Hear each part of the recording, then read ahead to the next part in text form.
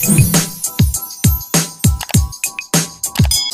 मु जुलूस सार आपण मानक स्वागत जनाऊँगी जुलूस सार यूट्यूब चैनल को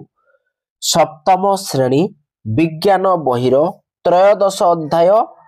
केतोटी प्राकृतिक घटनावली यह विषय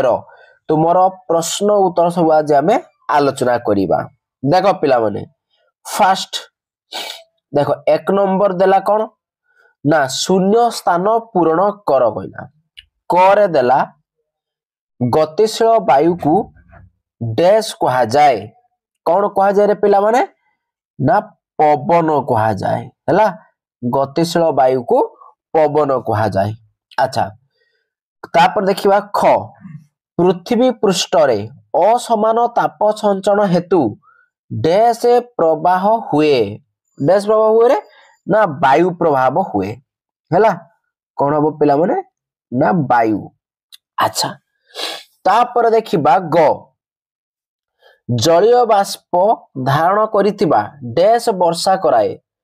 जलीय बाष्प धारण करितिबा डैश वर्षा कराए किए रे वायु हैला वायु होबो ओके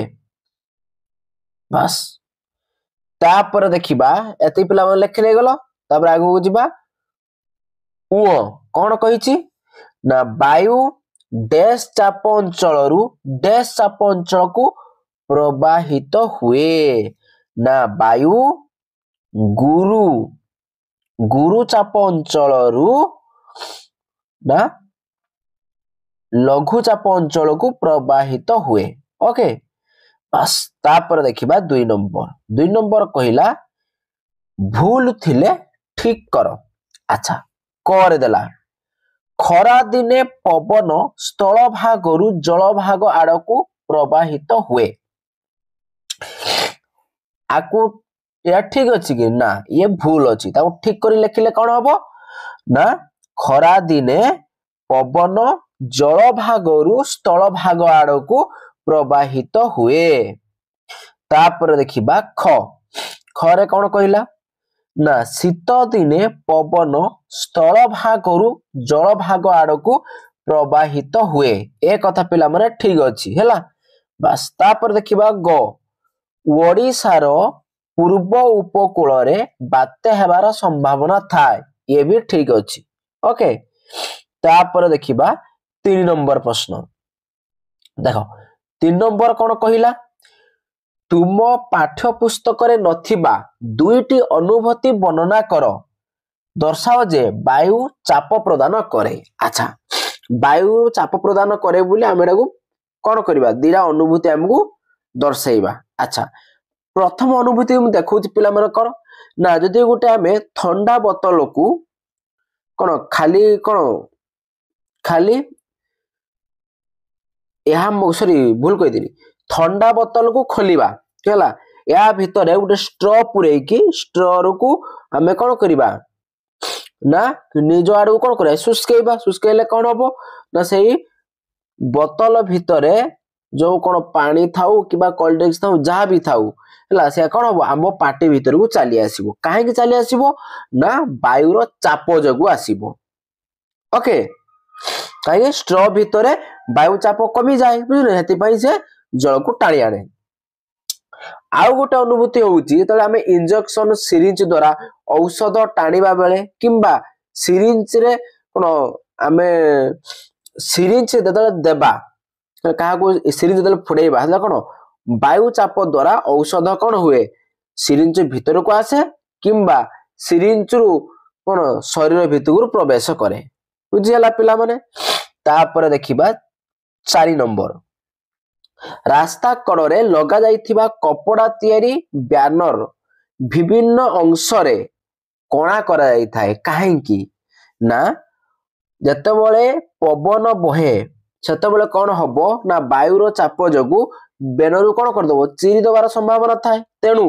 बैनर ऊपर छोट छोट सब कोणा कर देले कोन वायु से कोणा दे कि ता मध्य रे कि प्रवेश करि पारे जिवो जहा फल रे बैनर ऊपर कोन चाप पड़िबो नाही जहा फल रे सुरक्षित रही परिबो।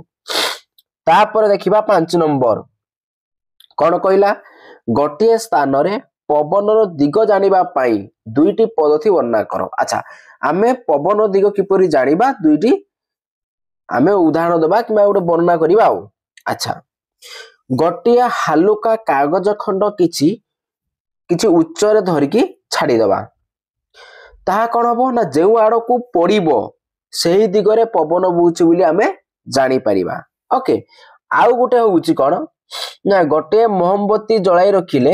यार शिखा जेउ आड़ को ढळिबो से दिगरे पवन बहुची बोली आमे जानि परिबा। अच्छा तापर देखिबा 6 नंबर कोन कहिची तुम बापा गोटे घर किनिबा को चाहुछंती से घरे झरका अछि मात्र स्काईलाइट नाही एही परी घर किनिबा उचित कि नाही बा जति उचित काहे कि उचित याको बुझेइबा। अच्छा ना एपरी घर किनिबा अनुचित केपरी घर किनिबा अनुचित ना जो घरे स्काईलाइट नाही काहे कि ना वायु माध्यम रे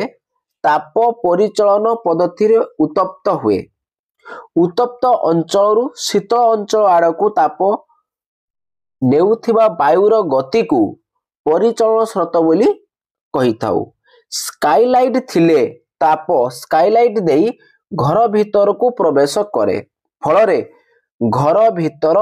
उषुम रखे हला स्काईलाइट न थिले घरे ताप परिचालन हेबा संभव हेबो नाही तेणु झरका सर्वदा खोला रखिबा को पड़ी थाए बुझेला। ये थिला पिला माने तमरा एतिके क्वेश्चन आलोचना करिदेले नोट खाता सब पिला माने उठे दबो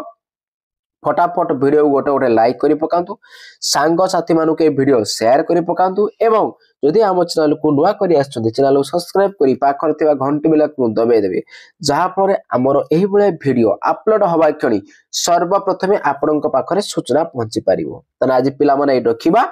बाय बाय।